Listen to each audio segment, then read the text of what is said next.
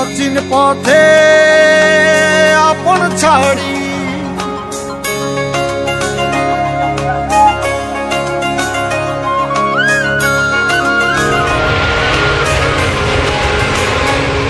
আসসালামু আলাইকুম।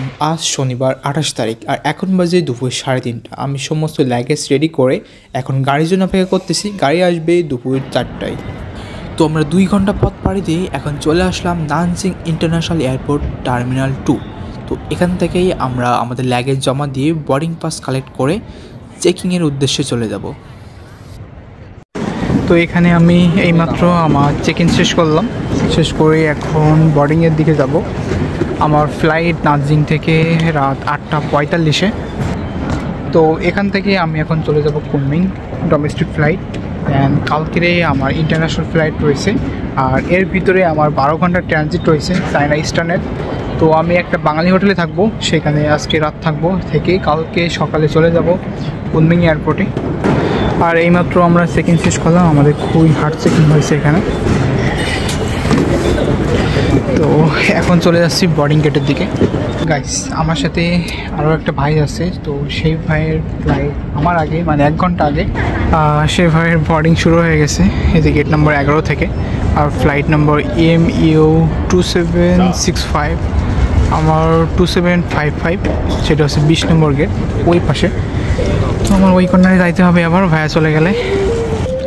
কিন্তু কুনমিং থেকে কালকে আমাদের একসাথেই ফ্লাইট, আবার কুনমিংয়ে গিয়ে ভাই আমার জন্য 1 ঘন্টা অপেক্ষা করবে। আমি আসলে তারপর একসাথে সেই বাঙালি হোটেলে যাব। তো আমি এখন টলে নিয়ে যাচ্ছি 20 নম্বর গেটের দিকে। এটা হচ্ছে 12, পরে 13 আর 20 নম্বর একদম ওই মাথায়। তো আমি এখন ওইখানেই যাচ্ছি, গিয়ে 1 ঘন্টা অপেক্ষা করতে হবে।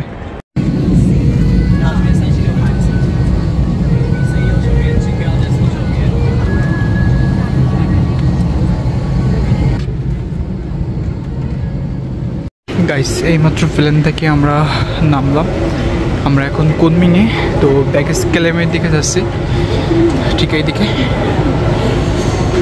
গাইস, আমরা ব্যাগেজ ক্লেমের এখানে চলে আসছি।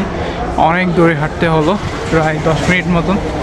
ওই যে দূরে, ওখান থেকে আমাদের ব্যাগেজ কালেক্ট করতে হবে। একটা ট্রলি নিয়ে এখন 5 নম্বর বেল্টে যাচ্ছি। ওইখানে আমাদের ফ্লাইটে যে লাগেজগুলো আসছে ওইখানে দিবে। আর আমাদের জন্য আমরা যে হোটেলে উঠবো সেখানকার লোক অপেক্ষা করতেছে D নম্বর এক্সিট দিয়ে। যে হচ্ছে D নম্বর এক্সিট। তো আমরা ওই যে ওই কর্নার থেকে ব্যাগেজ কালেক্ট করে এমনি এক্সিট করব, এই যে D নম্বর দিয়ে। এর বাইরে অপেক্ষা করতেছে গাড়ি নিয়ে আমাদের জন্য। গাইস, ব্যাগেজ চলে আসছে, আমি অলরেডি একটা পেয়ে গেছি, এখন আরেকটা রয়েছে।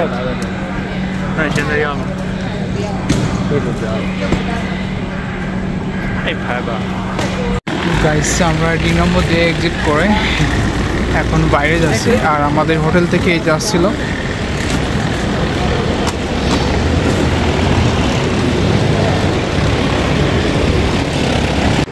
গাইস, হোটেলের গাড়ি ওই যে অপেক্ষা করতেছে।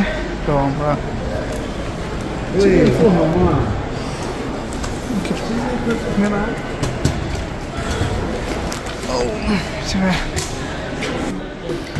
তো হোটেলের লোক আসছিল আমাদের রিসিভ করার জন্য এয়ারপোর্টের ভিতরেই।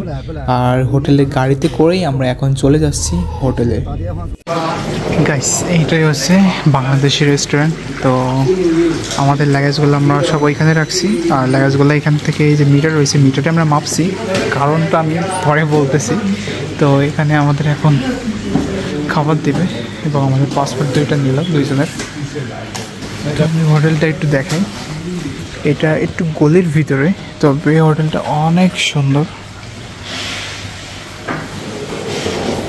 আসলে অনেক সুন্দর হোটেলটা।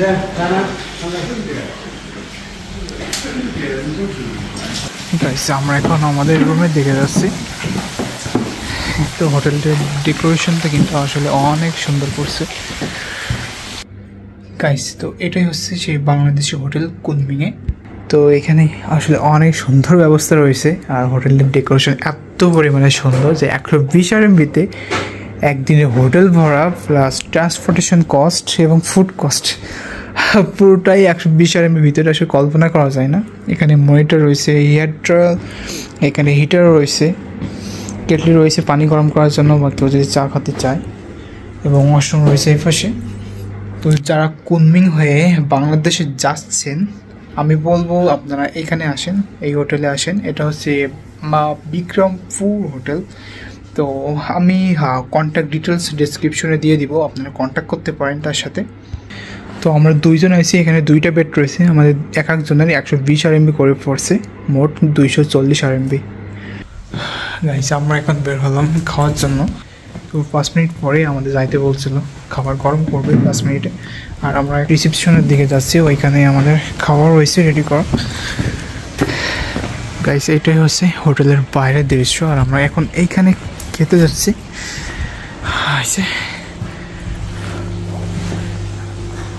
ওকে, তো এইখানে আমাদের খাবারের ব্যবস্থা করা হয়েছে, এই যে। ওকে ভাই, তো এখানে কিন্তু বাঙালি রান্না করতেছে, ভাই নিজে হাতে রান্না করতেছে। গাইস এইমাত্র খাওয়া দাওয়া শেষ করলাম এবং 2 বোতল পানি নিয়ে যাচ্ছি রুমে আর রাত্রে খাওয়ার জন্য। তো সকালে আবার ব্রেকফাস্ট করতে আসতে হবে এখানে 9টা থেকে 9:30টার ভিতরে। আর এখন আবার রুমে চলে যাচ্ছি। গাইস এখন বাজে সকাল 9টা, আর এইমাত্র ঘুম থেকে উঠলাম, এখন যাব ব্রেকফাস্ট করতে। তো এইটাই হচ্ছে আমাদের ব্রেকফাস্ট, 2টা রুটি, 1টা ডিম ভাজি এবং সবজি।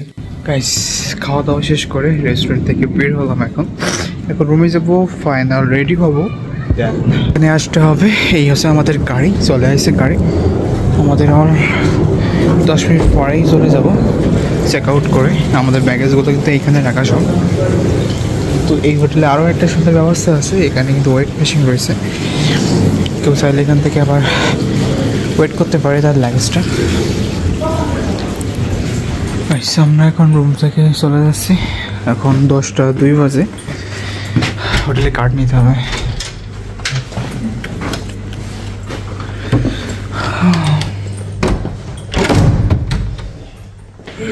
ওকে, এখন রিসেপশনে যাবো, গিয়ে চেক আউট করবো। দেন আমাদের গাড়ি অপেক্ষা করছে হোটেলের সামনে।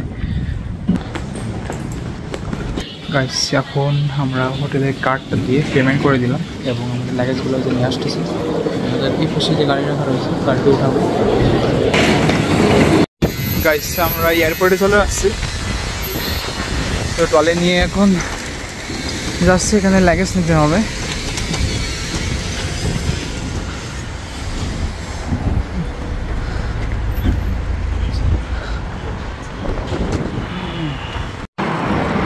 আমরা এয়ারপোর্টে ঢুকে গেছি, যে নাম্বার কাউন্টার আমাদের, ওখান থেকে বোর্ডিং পাস নেওয়া লাগবে।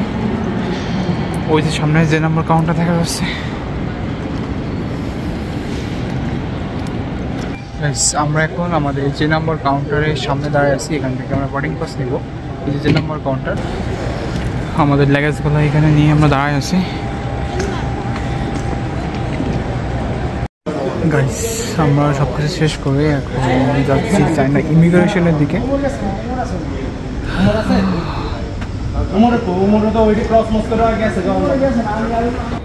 গাইস চায়নার ইমিগ্রেশন শেষ করছি, তারপর সিকিউরিটি চেকিং শেষ করে এখন বোর্ডিং গেটের দিকে রওনা হয়েছি। 69 নম্বর বোর্ডিং গেট, ওই যে সামনে, ওই যে দূরে দেখা যাচ্ছে 69টা। এরপরেই বাংলাদেশ। গাইস আমাদের বোর্ডিং শুরু হয়ে গেছে, 69 নম্বর গেট থেকে আমাদের বোর্ডিং হচ্ছে। আর আমাদের প্লেনটা ঠিক ওইখানে রাখা, ওই যে সামনে দেখা যাচ্ছে।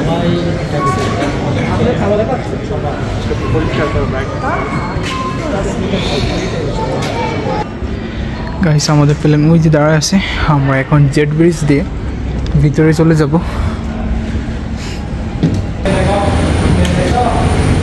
গাইস আমরা কিন্তু প্লেনের দরজার মুখেই চলে আসছি, তো এখন ভিতরে ঢুকে যাব। সিটি বসে 56 জানালার ধারে।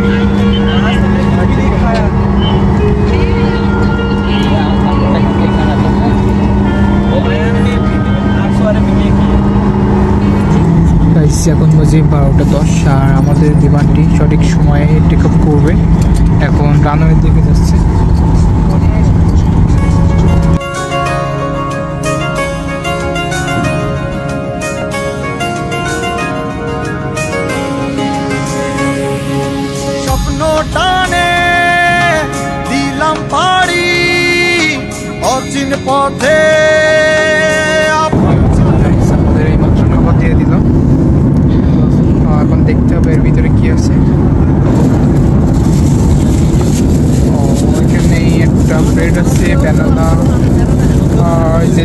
আপেল জুস, এটা হচ্ছে তেঁতুলের চাটনি, আর এটাই আছে লাঞ্চ, এটা হচ্ছে চিকেন এবং ভেজিটেবল। গাইস আমরা কিন্তু ঢাকার উপরে চলে এসেছি, আমাদের বিমান এখানে ল্যান্ডিং করবে।